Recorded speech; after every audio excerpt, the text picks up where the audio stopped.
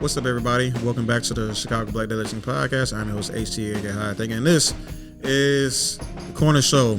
And here on this show, I simply just go through a bunch of videos and get my spin on it from the perspective of somebody that puts the culture forward, that puts the community forward at the forefront. Rather, this is a very collective mindset based YouTube channel. I have a collective mindset perspective.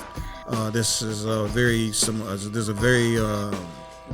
very much so a savior culture black male type of channel, very savior culture black male type of perspective. So peep game, and let's give our spin on what's happening here. On today's video, we're gonna be discussing the I'm pretty sure y'all have heard about this situation regarding what happened over in North Cincinnati in Ohio. Apparently the MAGA, the Nazis, they all, the white supremacists are feeling vindicated. They feel empowered because Donald Trump, making it, becoming the president. You know what I'm saying? So now they coming out the woodworks and showing their ass essentially. And I'm happy to see. I'm so proud to report that that the townspeople, the locals, wasn't having it. You know what I'm saying? They ran these people out of their neighborhood, and they went above and beyond to make sure they think twice about trying to create something, create something like this in the future. You know what I mean? So let's see what it's about. We're back now with a troubling story out of Ohio, where tonight a community is uniting after confronting a group of... I always seem to forget this part. We're back now with a troubling story out of Ohio, where tonight a community is uniting after confronting a group of white supremacists who wave swastika flags on a highway overpass. The confrontation happening on the outskirts of Lincoln Heights, a historically black community. NBC's Antonia Hilton has more, and a warning: this report contains offensive images. A hateful demonstration unfolding on an overpass in Cincinnati as more than a dozen people gathered, donning all black and waving Nazi flags, weapons, and yelling racial slurs. It's time to go to war! Community members quickly confronting the group. Traffic camera video showing the moment those demonstrators rush back into a U-Haul truck and leave. Social media video appearing to show the same moment from the perspective of the demonstrators. Burn the crowd that drove them away, burning the swastika flags left behind. Local police responded to the incident on Friday around 2 p.m., but made no arrests, in a statement calling the gathering offensive but legal. The reason that I made the decision when I first encountered them that I was not making an arrest was because there was no law being violated. They were open carrying in accordance with Ohio's open carry order. Reverend, which is pretty unfortunate. These people are they're collective. I guess they have the option to run around with their guns and stuff like that. But racial slurs and all that stuff. It's just, it's unfortunate that that's how the law kind of shapes up over there. But I don't know. If somebody would have got shot, we all would have known why. But I guess how they kind of see it, this is it. I guess people just run around there with Nazi imagery, and I guess try to make some sort of a statement. But I think the primary objective of this, there's multiple objectives, but I think one objective that people may not know of is showing the locals that there's a collection of people that are sentimental towards the essentially the idealism of white supremacy, and they want other people to be inspired, to be invigorated to pair up with those people. They want to increase their numbers, and they want them to reach out, and if these people have not, got together, we're all black, waving these flags, then those individuals that felt like-minded would have felt that there is no home for them. You know what I mean?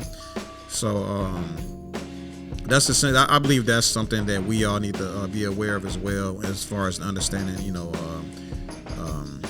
as far as like understanding what's going on in this in this situation. It's not just like to cause civil distress or civil unrest and for amongst the communities, the collective, those around and stuff like that. These neighborhoods, it's a call to arms essentially. And community leader Julian Cook demanding answers. Were you surprised that no arrests were made? Absolutely. We had questions about why there was no arrest made when there were clear violations of the law. For example, in the state of Ohio, it is illegal to ride as a passenger in the back of a cargo truck. We wanted to make sure, had these individuals been checked for warrants, these signs that were hung on the bridge, that's government property, that's vandalism. I actually agree with that. At the very least, like these people run around with guns like that, with that type of rhetoric, with that type of ideology. I think those are like the prime people that, like, as far as like the, I think that's a strong correlation to a lot of those individuals, like white individuals that are in jail. Like they have like swastika tattoos. You know what I mean? And that's kind of one of the what's the word? Stereotypical.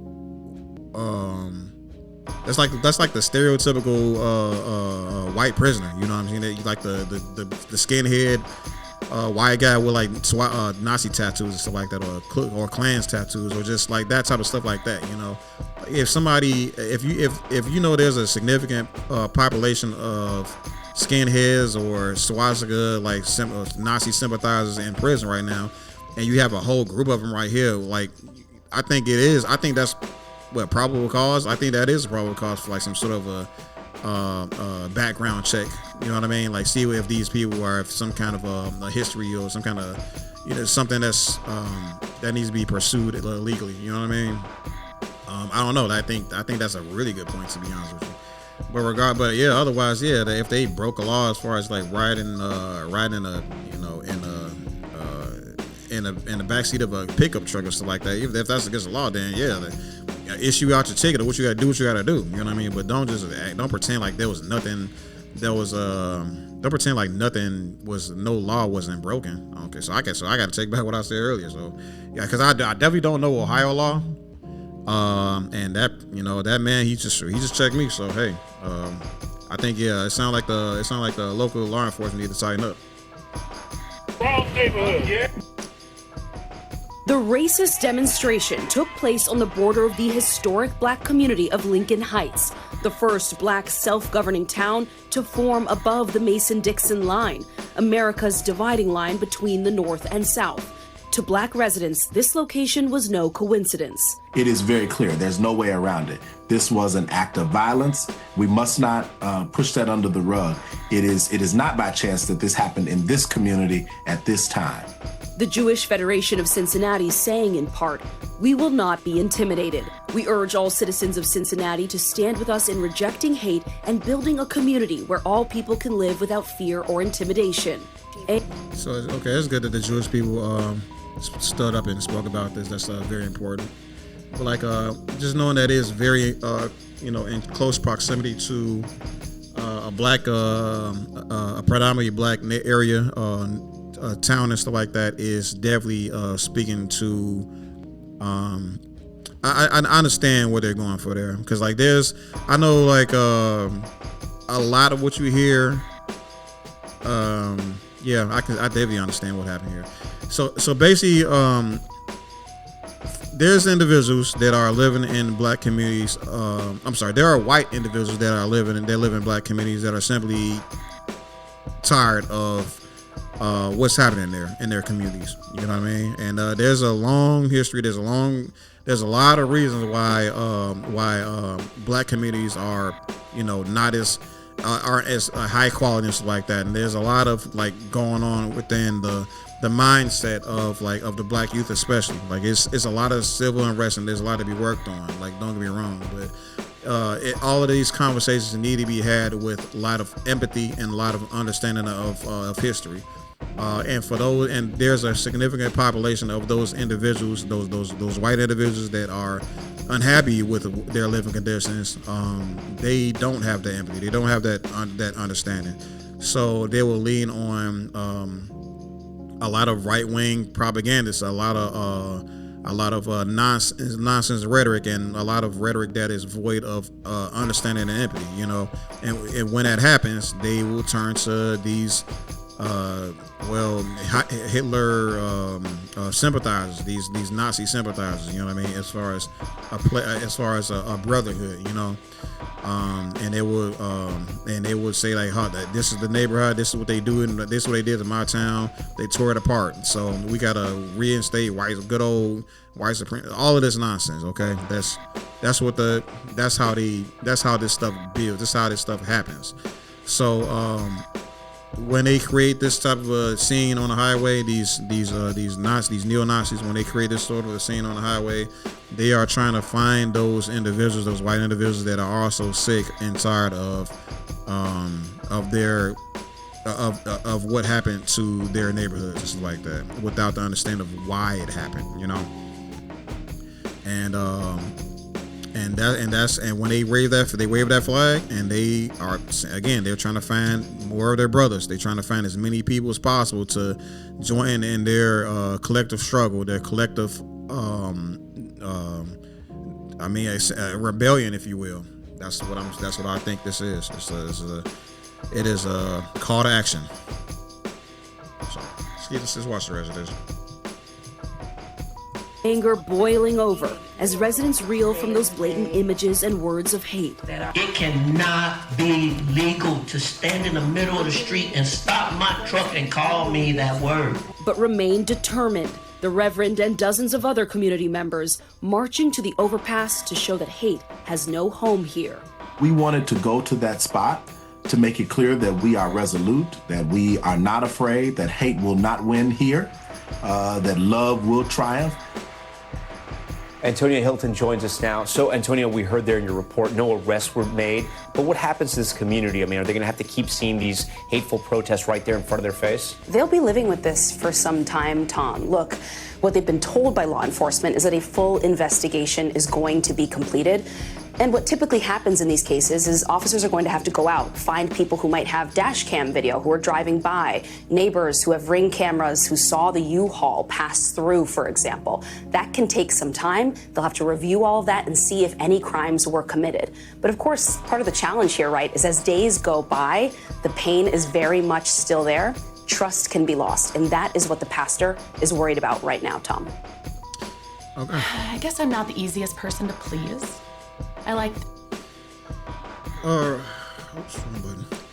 Okay, so that's so like I said, look, I'm gonna start by saying this. Big ups to those in North Cincinnati for standing on business, standing on code, doing what's necessary for their community. What I've also heard about the situation is these people went so far as to create checkpoints throughout that area to make sure that these people were not in there and were flushed out of the area. You know what I mean? That they weren't coming back. I don't know the details or exactly how they went about enforcing the checkpoint. I know they were armed, and I think that is again necessary, because if these Nazis were armed, then I think the people that are enforcing this collective this community mindset of Nazis gotta go, they should be armed as well. So. For the most part, yeah. This is, I think, the most important thing that we should all be talking about in this type of a conversation. Is this needs to be the example for the rest of us. If there's Nazis in your area, what they did in North Cincinnati should be like the textbook example of how to handle this type of a situation. They the There was no significant bloodshed. None of the good people, the actual good people, none of them went to jail. All of those things. So like they did it legally, they did it clean, and they instilled fear into these peoples. Because like I think one of the big things another big thing to talk about is those Nazis, those Nazi sympathizers. They also understand that they are outnumbered. There's just not as many of them as it is like regular normal freaking people. You know what I mean? And if we keep it that way, if we keep the essential Overton window as normalcy and then Nazi bad, you know what I mean, then we can keep that. That will also like lead to the culture understanding that this Nazi thing is to be scrutinized and to be essentially kept out of our spaces. You know what I mean? It like this stuff. It like let's just keep that ideology as weird, so that it doesn't evolve or create some sort of a generation in the future where people will actually not just sympathize with these types of people or with that group, but will also feel vindicated to join and commit to action that can strongly